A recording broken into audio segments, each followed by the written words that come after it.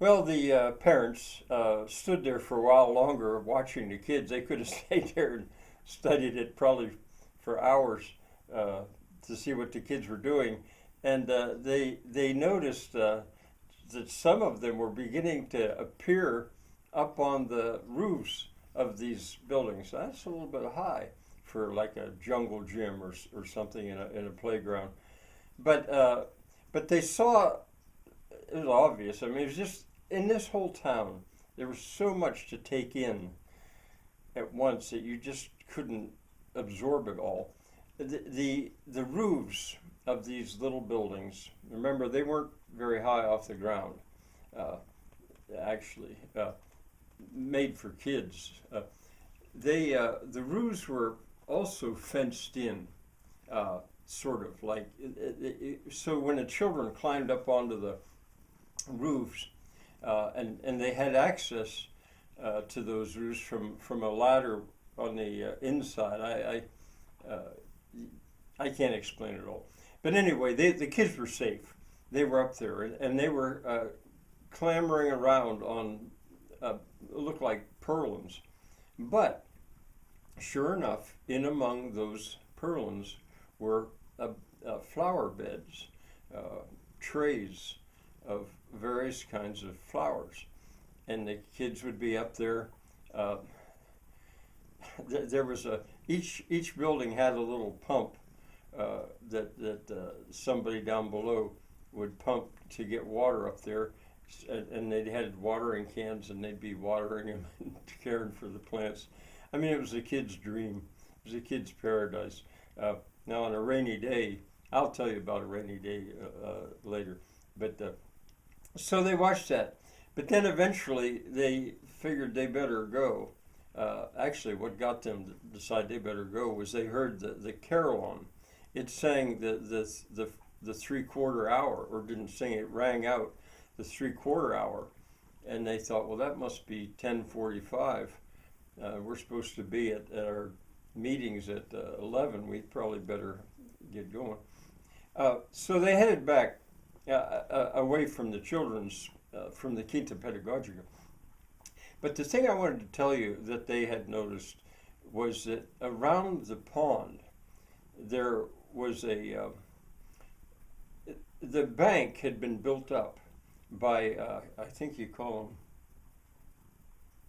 them, I can't think what that word is, but we're like wire cages with stones in them. I can't think what that word is, but around the bank, sort of like that, so it wouldn't just keep falling in because it was soft, good ground. Uh, and but on top of it, where you've got a cage and you've got stone in there, that's not a very inviting place to stand or certainly sit or anything like that. Sometimes people had brought their own cushions, but what they had fairly recently done is put a coping around that bank. Now, I also would call it a quay, Quay, or some people would call it a quay, maybe, a quay. Uh, but it was low. It was only about this much off the water. And they had put either plastic or rubber coping on there. Now, it was level with the ground. So when it was mowed, you could mow right along there. You wouldn't have to trim later. But that was put there with just a little bit of a slope, so people could sit. And if they sat there, where would their feet be? Dangling in that water, cold water. Well, 58 degrees or something like that, not so cold. And they didn't have to put their feet down in there. But it was like the whole downstream side, which meant more than half of the pond was surrounded by this. And before long, well, already they could see that people were beginning to bring a snack or something and sit there or read a book. There were, I think it was maybe Katrina that first noticed that there were an unusual number of young people that seemed to be about college age, uh, around that area, especially right there. And so, noting that and thinking, well, something else to ask Scott about, or Raf, they headed out of the Earth's Drink park, and they turned right, and now they were following the route that Mervyn had taken them on. They left the castle-like building, that says Leatherworks up there in stone, and admired it some more. They came to what they later learned was called the 5 Points. I don't know if Mervyn had told them that. And there, instead of going on, as Mervyn had done, on Spangler Street, they took a left. Now they were on East Street, and they had gone around that church that also looked, it was Gothic revival.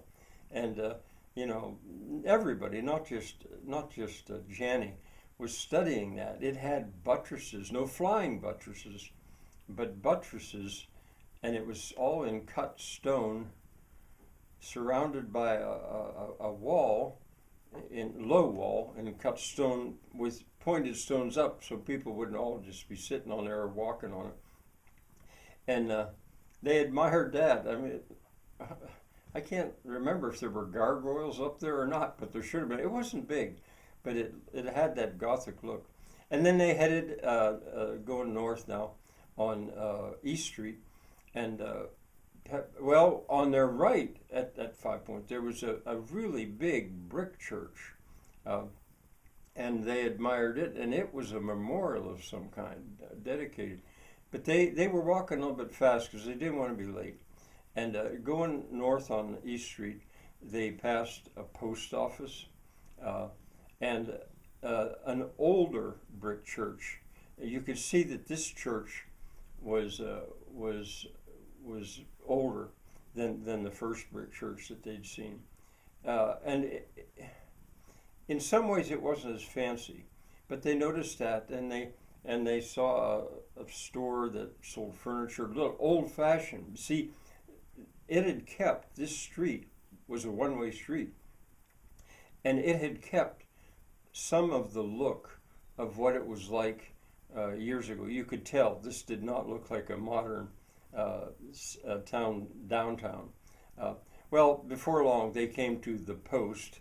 That's what they had seen before, and I think Mervyn had said it was a former post office, or sometimes it's called the Toast the Post. And there, Janney and Katrina said, well, or Janney and Nell said, well, here's where we're going to stop, and we'll go in and wait for Raf, unless he's already there. So they went in, and now Scott and Katrina kept walking on. Oh, but before that they said, let's agree to meet at noon down in that parking lot where Mervyn stopped for a while. Remember where we first saw the water wheel in the view?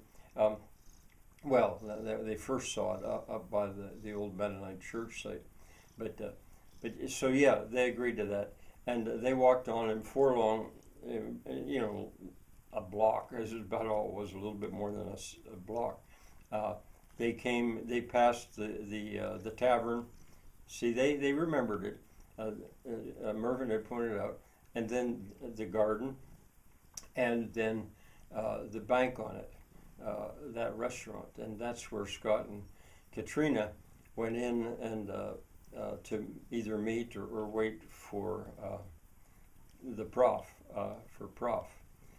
All right, I think I'm going to leave them there for a little while, and let's see what's going on with the young couple, the newly married ones. That'll be in the next video, Heidi and Peter. Bye for now.